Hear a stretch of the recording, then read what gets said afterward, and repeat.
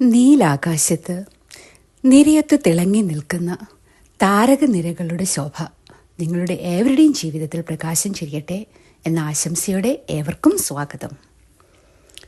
ജീവിതത്തിൻ്റെ ഏത് കാലഘട്ടത്തിലാണ് നിങ്ങളിപ്പോൾ എത്തി നിൽക്കുന്നത്? ഒരുപക്ഷെ 3, 4 അല്ലെങ്കിൽ 5 ദശാബ്ദങ്ങളോ ഒക്കെ ഈ ഭൂമിയിൽ ജീവിച്ച് ജീവിതത്തിൽ പല വേഷങ്ങളാടിയവരായിരിക്കും നിങ്ങൾ. 40കളിലോ 50കളിലോ ഒക്കെ എത്തി നിൽക്കുന്ന ഒരു വ്യക്തിയാണ് നിങ്ങളെങ്കിൽ ജീവിതത്തിൻ്റെ പകുതിയോ അല്ലെങ്കിൽ 75% വരെയോ ജീവിച്ച് തീർന്നവരായിരിക്കും.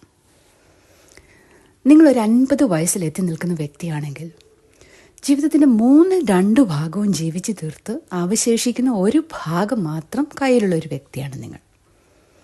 അങ്ങനെ ചിന്തിക്കുകയാണെങ്കിൽ ദശാബ്ദങ്ങൾക്ക് മുമ്പ് ഉണ്ടായിരുന്ന നമ്മുടെ ലക്ഷ്യങ്ങൾ, നമ്മുടെ ചിന്തകൾ, നമ്മുടെ കാഴ്ചപ്പാടുകൾ ഒക്കെ രൂപഭേദങ്ങൾ വന്ന് ഒരു പുതിയ തലത്തിൽ എത്തി നിൽക്കുന്നുണ്ടായിരിക്കും, അല്ലേ? 20 വർഷം മുമ്പ് നിങ്ങൾക്ക് എളുപ്പത്തിൽ സാധിക്കുമായിരുന്ന പലതും ചിലപ്പോൾ ഇപ്പോൾ ഒരു ബാലികേറാമലയായി നിങ്ങൾക്ക് തോന്നുന്നുണ്ടാവും. അതുപോലെ 20 വർഷങ്ങൾക്ക് മുമ്പ് നിങ്ങളെടുത്ത പല തീരുമാനങ്ങളും തെറ്റായിരുന്നു, അല്ലെങ്കിൽ ചില തീരുമാനങ്ങളൊക്കെ എടുത്തിരുന്നുവെങ്കിൽ ജീവിതം തന്നെ മാറി മറിഞ്ഞിരുന്നേനെ എന്നൊക്കെ ചിന്തിക്കുന്ന പലരും നമ്മളുണ്ടായിരിക്കും.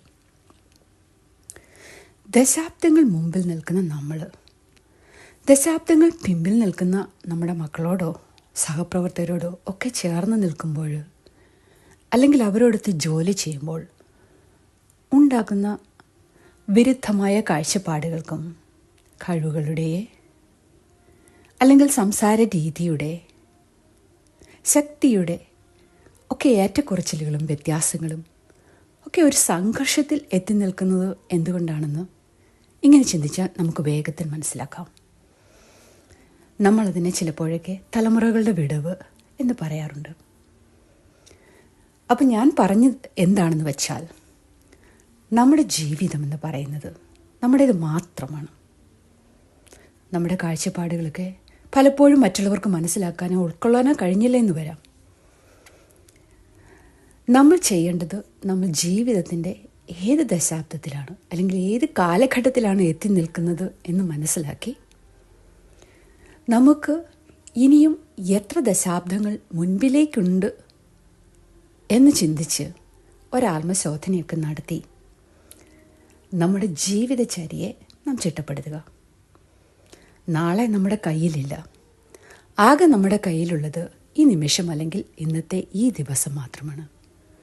അപ്പോൾ ഭൂതകാലത്തിൽ ജീവിക്കാതെ, വർത്തമാനകാലത്തിനെ പറ്റി വലിയതായിട്ട് ആകുലപ്പെടാതെ, ഇന്നിൽ ജീവിച്ച് നന്മകൾ ചെയ്ത് ഒരു നല്ല മനുഷ്യരായി നമുക്ക് ജീവിക്കാം.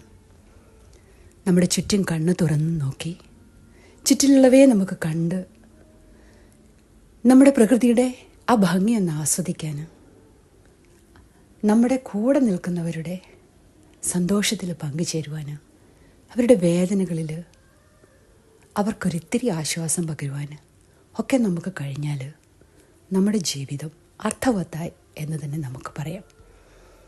ഏവർക്കും ശുഭദിനം നേർന്നുകൊണ്ട് നിർത്തുന്നു. നീലാകാശം